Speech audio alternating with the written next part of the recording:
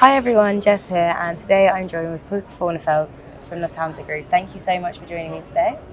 Thank you, Jess. Very happy to be here. Great. Well, so first of all, if we're thinking about the ultimate end-to-end retail experience, what do you think that looks like from an airline perspective, and what would you say are the biggest obstacles to achieving this? So thanks for asking. I think in terms of the best shopping experience, we obviously have to look from the beginning of when a customer starts to get inspired about a new trip, and how can we create that inspiration from an airline perspective, and having a shopping or booking experience that is really on point, goes fast, is informative, showcases kind of what we can sell.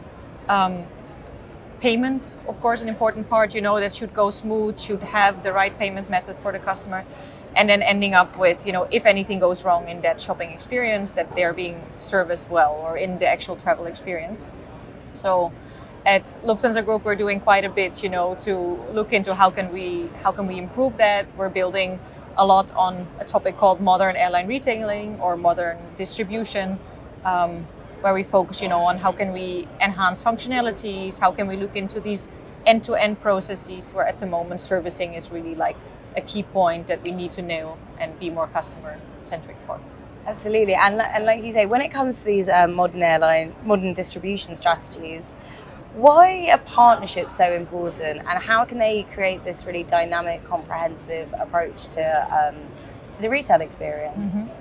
So we're basically shifting from a technology from the 80s called Edifact to new distribution capability, NDC, and our partners generally in this process, in this transformation, are travel agencies, but also travel management companies, online booking engines, and we need to work together with them jointly to get this transition going.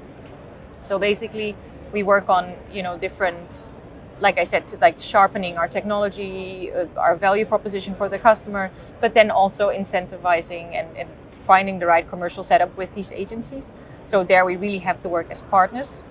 I think other partners in this transformation are, for example, IATA, right? They set standards in the industry. They make sure that across different airlines, which is a complaint that we often hear from agencies, right? Like, why can't you do the same thing? Why can't you do it together? So we're quite happy with IATA.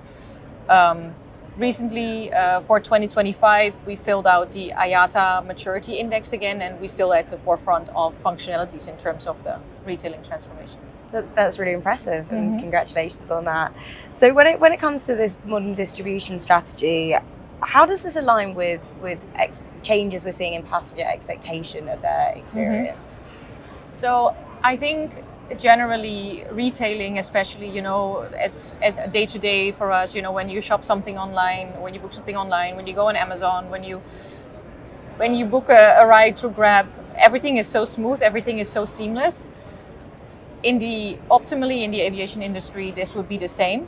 Unfortunately, due to a lot of limitations that we see in terms of technology, this is not entirely possible yet, but this is what we're working towards step by step, starting with NDC, new distribution capability, to basically get rid of some of those legacy constraints, but then also going into offer and order, 100% offer and order world, which we talked a lot about in this conference as well. And you touched on payments a little bit earlier, so just coming back to that to round this conversation off, how can innovation around payments begin to offer passengers this convenience that, like you say, they're associating with other industries and can't quite get with the airline industry yet? Yeah, so I think for us as an airline, like the money is not earned until the payment has actually been finalized and worked out for a customer. We did see a lot of, like hesitation in conversion of customers when they didn't find either their relevant payment method, or where something went wrong with payment methods, where we had certain requirements. So what we really are focusing on is, do we have the right payment products in place? So basically that the customer is looking for, which is vastly different throughout geographies. Talking about APAC, you have WeChat Pay, you have Korea. In Korea, totally different payment methods again. So you have to look at everything. Then we look at payment data. So do we see customers actually converting? Do we see, what is like kind of fraud, etc., patterns that we see in certain payment methods? And then the last one, payment as an experience, as we call it, and it, I think, goes very well into your question, right? How can we make the experience as customer friendly as possible, like save certain payment methods in people's profiles so it's easier for them to check out with 1 or 2 clicks, inform them very well on what kind of payment methods do we have on order, and what are the costs also involved there. So creating that transparency and a better experience is definitely our ambition. Absolutely. And how would you position the role of fintech and like emerging technologies in supporting security and scalability around these payments? Yeah. So on the one hand, those are like payment products, right? So the more we can offer, the better.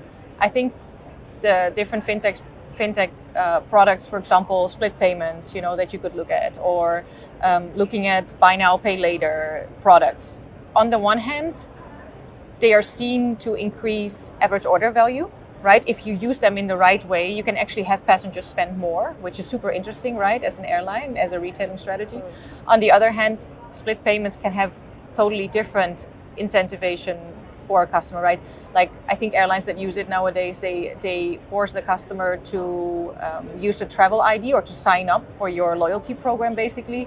Normally, split payments are used by a group. So instead of one customer, you sign up 10 people for your travel ID, which can be super interesting for a payment strategy. So for us, we're looking into single opportunities on how to enhance the payment experience and, of course, our bottom line results. Of course, so lots of opportunities and possibilities in this space at the moment. Yeah, absolutely. Well, thank you so much for joining me and sharing your insights today.